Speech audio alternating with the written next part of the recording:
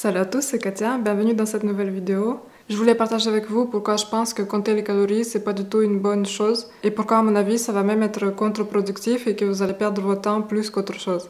Aujourd'hui en fait quand on veut perdre du poids, on veut perdre du gras, on va tout de suite voir les coachs sur les réseaux sociaux et tous ces gens-là, ils vous proposent toujours un programme ou un programme sportif et aussi un programme alimentaire.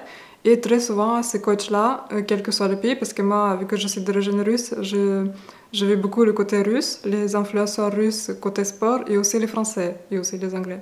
Et partout, tous les influenceurs sport, fitness, ils vont vous inculquer cette notion de compter les calories et de vous apprendre qu'il y a un besoin calorique pour chaque personne qui varie selon notre âge, notre poids, notre taille. Et que selon ça, ça dépend des calories que vous mangez. Si vous mangez trop de calories, vous prenez du poids. Si vous en mangez pas assez, vous en perdez. Et que si vous en mangez la même quantité, vous allez stagner. Ou en tout cas, vous allez maintenir votre poids. Et quand moi, il y a quelques années, j'avais commencé à aller à la salle de sport, quand je commençais à faire mon sport quotidien, je commençais à m'y intéresser. Et j'ai aussi téléchargé l'application qui s'appelait Fat Secret, en fait. Et il y en a plusieurs. Et c'est l'application où vous rentrez tout ce que vous mangez.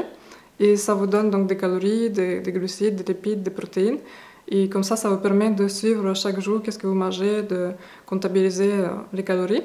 Et pendant quelques mois, moi aussi, je suivais cette application. J'ai pris une formule, j'ai calculé mon besoin calorique, tout dans les règles. Et malgré le fait de compter les calories, de respecter ma norme, voilà, de tout faire comme il faut, je n'ai pas vu de résultats flagrants. Je peux dire, j'ai vu aucun résultat. Et aujourd'hui, après avoir regardé beaucoup de vidéos sur le sujet, après avoir entendu beaucoup de médecins que je suis, en qui j'ai confiance, je vois que cette formule, cette technique, cette pratique de compter les calories, c'est vraiment n'importe quoi. Notre corps est beaucoup plus intelligent que le fait de juste calculer les chiffres. Si on croit qu'on va tromper notre corps et en calculant les chiffres, juste en respectant tel chiffre, qu'on va perdre du poids à long terme et qu'on va obtenir le résultat, moi je pense que c'est pas une bonne chose, c'est pas une bonne voie.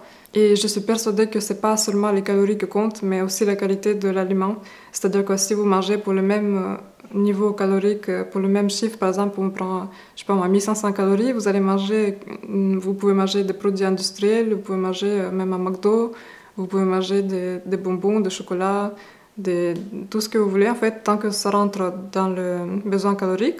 Beaucoup de gens vont vous dire que oui, vous n'allez pas avoir une belle qualité de corps, mais vous allez quand même perdre du poids. Aujourd'hui, ça fait je sais pas combien de temps que je compte plus du tout les calories, je sais même pas combien de calories je consomme, aucune idée. Et pourtant, c'est aujourd'hui que je vois le résultat sur la composition corporelle. Il faut que vous compreniez que si vous voulez le résultat à long terme, c'est pas les calories qui vont compter, c'est la composition d'un aliment, c'est-à-dire qu'est-ce qu'il contient, est-ce qu'il est nutritif, est-ce qu'il est bon pour notre santé.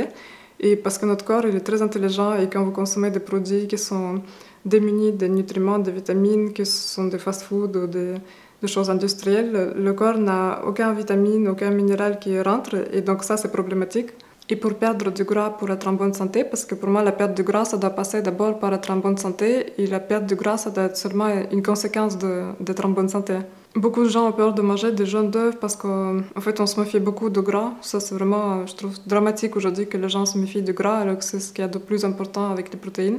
Donc beaucoup de gens qui ont pour objectif de perdre du poids, qui veulent perdre du gras, ils vont se concentrer sur manger des salades, des légumes, beaucoup de légumes. Et ils vont essayer de remplir l'estomac avec des légumes, avec quelque chose qui n'est pas gras, c'est-à-dire qu'ils vont éviter de manger, par exemple, ils vont manger du blanc de poulet, ils vont manger des poissons maigres, des choses, des protéines maigres et des légumes. Et le problème, c'est que ça va donner une sensation de faim tout le long de la journée et ça va frustrer les gens. Et il ne faut pas manger que des salades et des légumes, il faut vraiment manger des choses nutritives. Et notre corps, si vous voulez, il y a des choses qu'il a besoin, par exemple les protéines et les graisses. Et il y a aussi des glucides, mais les glucides, beaucoup de gens vont vous dire que c'est très important, les glucides.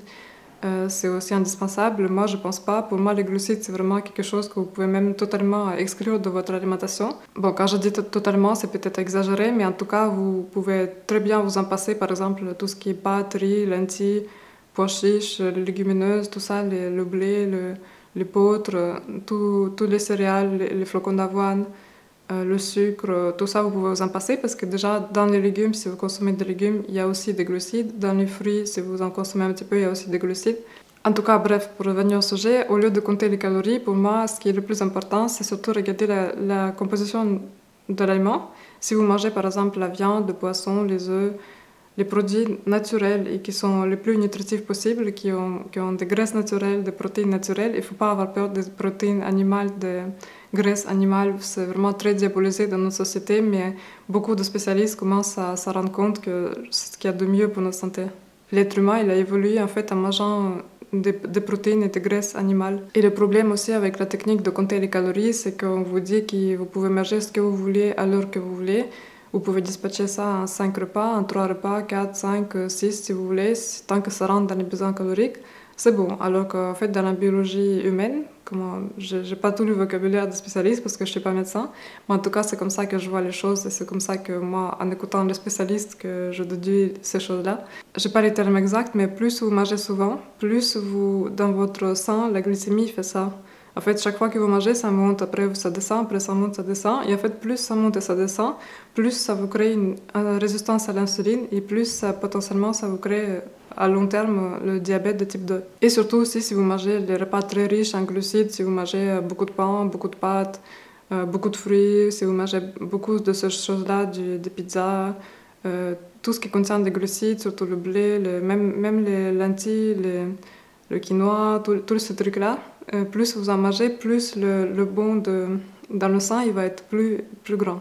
Et c'est vrai qu'on nous pousse à manger des glucides, à manger des céréales, mais je vous jure, c'est pas indispensable pour notre santé. Notre biologie humaine, les êtres humains n'ont pas évolué dès le début en mangeant des céréales. Ça fait pas très longtemps finalement qu'on mange des céréales.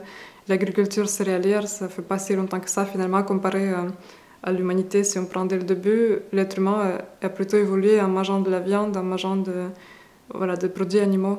Qui va avoir le temps de compter les calories le matin, le midi et le soir quand on a un travail? Les gens qui travaillent beaucoup, qui ont des enfants, est-ce que vous croyez que tout le monde va avoir le temps de compter les calories? Est-ce que tel produit, de mesurer, de peser chaque aliment? Pour l'avoir fait, franchement, même moi qui n'ai pas d'enfant, qui n'ai pas de travail très prenant, j'avais vraiment ressenti cette frustration de devoir tout le temps tout compter, tout peser, tout mesurer. Je trouve que c'est extrêmement pénible et ça crée des frustrations même au niveau mental. C'est pas bien psychologiquement, je trouve que c'est pas bien parce que ça nous crée des frustrations et on a l'impression qu'il faut qu'on se mesure à telle quantité, à telle quantité. Je pense que notre corps est beaucoup plus intelligent que ça et en lui donnant des bons aliments, des bons produits, il n'y a pas besoin de compter combien on a mangé, est-ce que cette portion, cette taille, il faut manger jusqu'à satiété, jusqu'à ce que vous n'ayez plus faim. Je trouve que c'est une très bonne nouvelle si vous voulez perdre du poids ou perdre du gras. Il n'y a pas besoin de compter les calories. Croyez-moi, il y a beaucoup de gens qui perdent du poids et du gras sans savoir absolument rien sur leurs calories, de combien de calories ils consomment tous les jours. C'est vraiment pas nécessaire et surtout ne rentrez pas dans ce cercle vicieux parce qu'une fois que vous commencez à compter les calories, à mesurer les choses, à mesurer les aliments, à peser, vous devenez vraiment fou, ça rend fou je trouve. Il faut que l'alimentation soit beaucoup plus simple, beaucoup plus fluide, il ne faut pas se prendre la tête à peser chaque gramme de chaque aliment. Si vous mangez un régime pauvre en glucides, si vous mangez très peu de glucides mais que vous mangez de la viande, du poisson, des œufs, des choses qui ont beaucoup de protéines et de graisses et finalement qui sont bonnes pour notre santé parce qu'elles sont pleines de vitamines, pleines de minéraux, pleines de toutes ces bonnes choses qu'on a besoin. En mangeant de cette façon, votre corps naturellement il va se débarrasser de la graisse parce qu'il va comprendre qu'il est rassasié, qu'on lui apporte toutes les vitamines et tous les minéraux qu'il a besoin. Rien que déjà en excluant les sodas, en excluant les boissons sucrées, en excluant tout le sucre inutile sauf les fruits.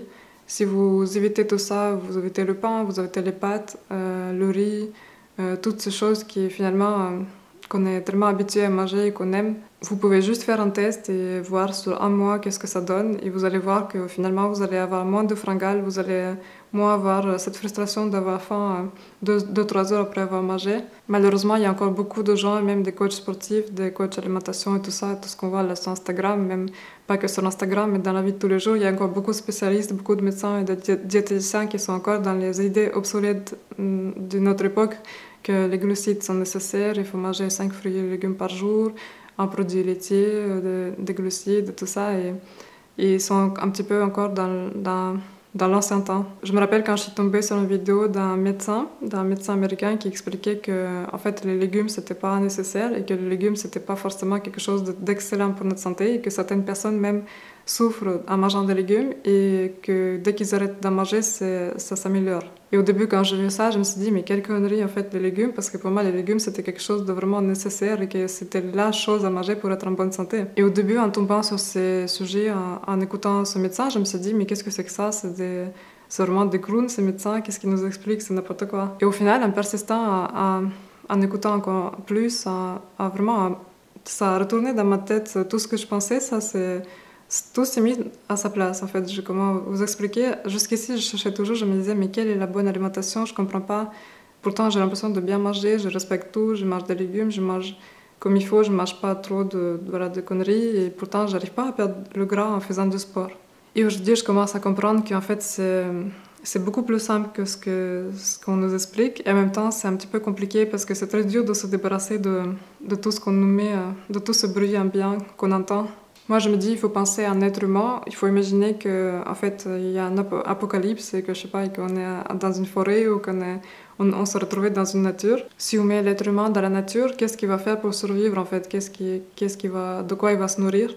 Et on se rend vite compte que l'être humain il ne va pas pouvoir survivre en étant vegan ou végétarien, il va être obligé de manger des produits animaux. Et aussi, il n'aura pas les pâtes en sauce, il n'aura pas le riz, il n'aura pas les céréales, les quinoa et tout ça. Donc pour moi, c'est la meilleure façon d'être en bonne santé, c'est de se rapprocher de notre état d'origine, on va dire, et d'exclure tout le superficiel, tout ce qui se fabrique dans les grandes usines, ça c'est pas bon. Donc pas besoin de compter des calories, c'est vraiment absolument inutile pour moi, c'est même négatif pour notre santé mentale. Mais il faut plutôt se concentrer sur la nourriture, sur la qualité de la nourriture et manger la nourriture la plus brute possible, la plus vierge possible. Donc voilà, c'était juste pour vous rassurer et vous dire il n'y a pas besoin de compter les calories pour perdre du gras, perdre du poids, quel que soit le poids que vous voulez perdre, il faut oublier ça, il ne faut pas compter les calories, je vous promets, c'est une erreur. Éliminer tous les produits industriels, tout ce qui est fabriqué dans une boîte, dans une usine, je sais pas moi, les pâtes, c'est transformé, vous voyez que ça vient du blé, ça vient d'une plante, après ça fait des produits de transformation, ça arrive dans une boîte, et voilà, il faut éviter de manger tout ce qui est dans une boîte comme ça, il faut privilégier les produits bruts, naturels, voilà, même des légumes, des protéines, des graisses naturelles. Et si vous vous débarrassez de tout le superflu, si vous enlevez tout ce qui est chimique, tout ce qui est industriel, tout ce qui est très transformé, vous allez vite voir le résultat et vous allez vous dire en fait, il n'y a absolument pas besoin de compter les calories, notre corps est très intelligent et il est très bien foutu. J'espère que cette vidéo vous a plu, je vous souhaite une très bonne journée ou bonne soirée. Je vous fais de très gros bisous et on se retrouve très bientôt dans une nouvelle vidéo. Salut!